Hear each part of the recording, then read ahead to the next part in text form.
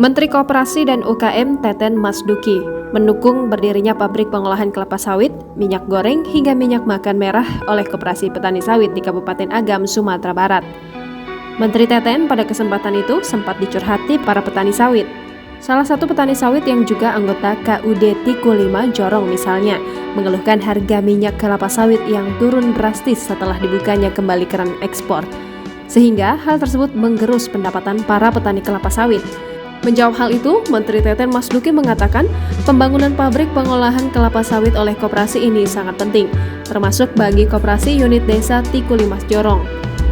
Menteri Teten mengatakan jika salah satunya KUD Tiku 5 Jorong mampu membangun pabrik pengolahan kelapa sawit, suplai minyak makan di kalangan masyarakat akan terjaga.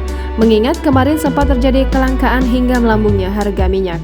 Teten mengungkapkan saat ini Kemenkop UKM sedang menginisiasi pilot proyek program hilirisasi produk sawit rakyat melalui inovasi banyak minyak makan merah sebagai fungsional produk melalui koperasi.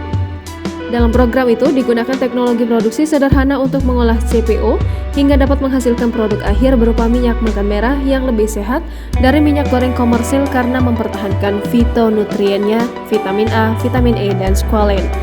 Untuk itu, Menkop UKM mengatakan strategi yang dilakukan yaitu pendampingan kelembagaan koperasi.